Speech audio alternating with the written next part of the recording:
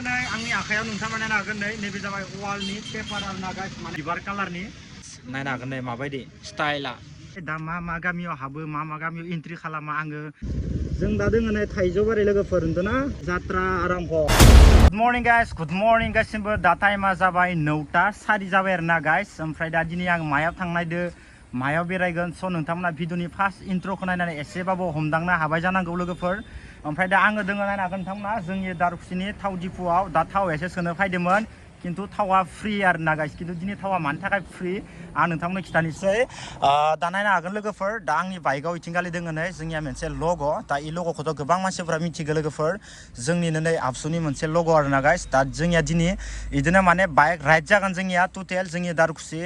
आबसु अफिसनिफ्राय जागोन जोंनिया बाइक राइड जागोन लोगोफोर आङो थावखौ सोना लाबाय ओमफ्राय थाव सोनानै ओमफ्राय दा गारिखौ लाखिनानै इन्ट्र' भिडिअखौ होखाबाय आरोना माने 10 लिटार करि होदो आरोना माने थावखौ 10 लिटार करि होदो ओमफ्राय दा नै आंनिया थावखौ सोबाय ओमफ्राय दा बाखियावथ' रावबो गैया आं हारसिंसो बाखि दा अफिसावसो दंजोबो मानसिफ्रा जोंनि दारखुसि आबसु अफिसनि ओमफ्राय थांनानै आं भिडिअ खालामनोसै लोगोफोर बरायना लानो थाखाय आङो गुरै खावलायनाय जाबाय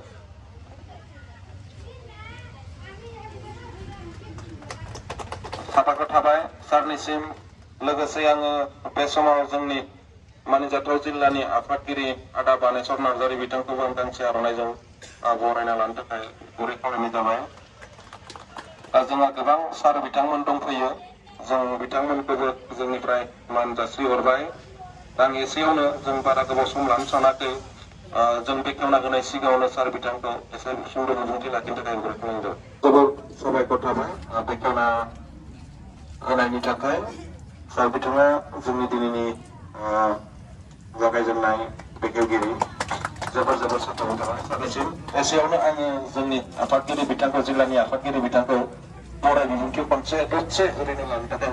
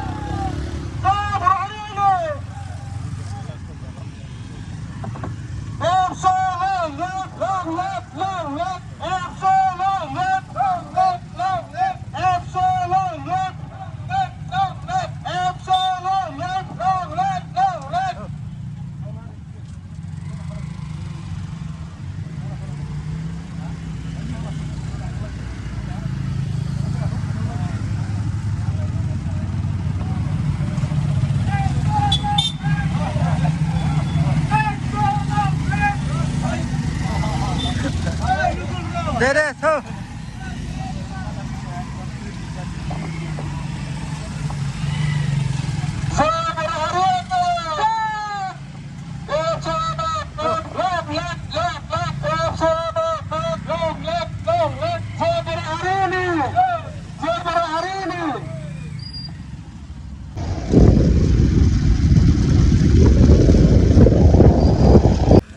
स' गाइस नायनो हागोन दा इथिंगालि नै पुरा लाइन गोलाव जानानै दोङो लोगोफोर मानोना बुंबा एसे आगोलाव माने बरायदो जों दा नै बेलेग गामियाव माने जोङो एन्ट्रि खालामबाय जोङो अफिसनिफ्राय फैनानै ओमफ्राय दा नायनो इथिंगालि आगोलाव माने एन्ट्रि खालामबाय आरोना गाइस ओमफ्राय दा जोंनिया इयाव लाइन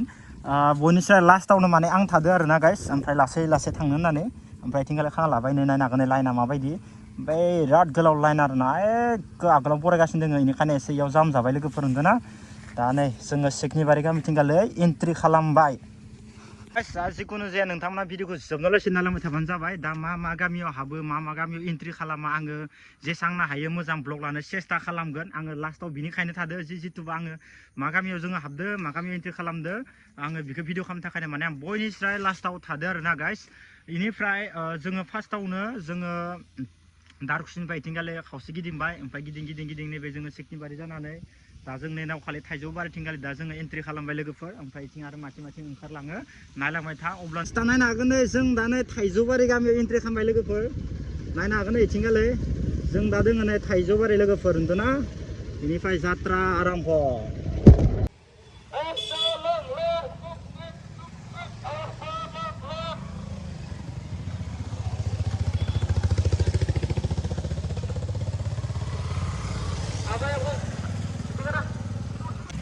स' गाइस जों दा पुरा गिदिं फैनानै जोङो सुक्लाय जाना ओंखारबोबाय ओमफ्राय दा सुक्लाय जाना ओंखारनानै नै साइथिंगाल थांनायदो आरोना ओमफ्राय दा नै लाइन इथिंगाल फैबाय थादो नै थौ ओरै थौ गासैबो नायनो हागोन नै लाइन थौ हो नायनो हागोन नै लाइन थौ दा गासैबो नै गोबां बुरजा आगोलाव एसे थांबाय ओमफ्राय आरो दा नै एसे दंबावो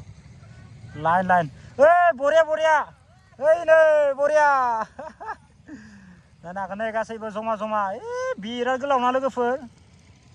दा नायनो हागोन नै बिराद गोलाव एखेबारे थांबाय था टेनसन गैया ओइ आदा थौ दा नायनो हागोन नै गाइस लाइन थौ दा गासैबो थांबाय थादो आरोना गारिया इथिं फैगोन नालाय बेनिखायनो आं इयाव थानानै बिसोरखौ माने पास खालामबाय थादो ओइ थौ नायनो हागोन नै लोगोफोर ओइ जै नायनो हागोन नै लोगोफोर दा थांगासिनो दङ इथिंगालै नै ओमफ्राय आरो बयनिस्राय लास्टाव बक्स दङ लोगोफोर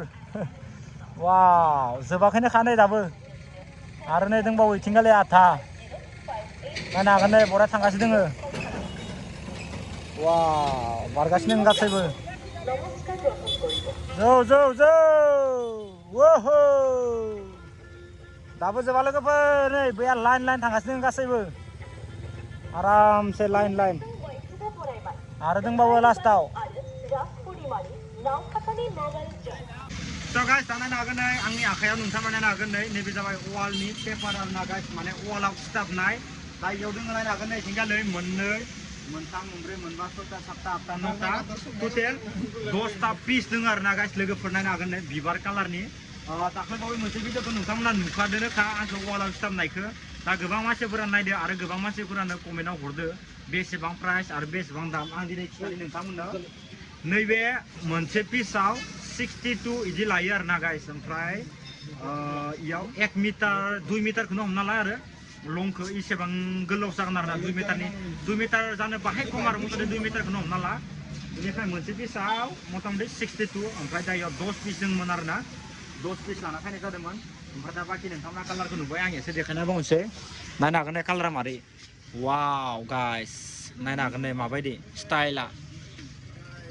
बरा स्टाइल नांदोंना साइजखौ डिजाइन बेनो आरोना गाइस डिजाइना नै माबायदि नांदों नोंथांनाव कमेन्टआव खालामबानो जाबाय लोगोफोर हा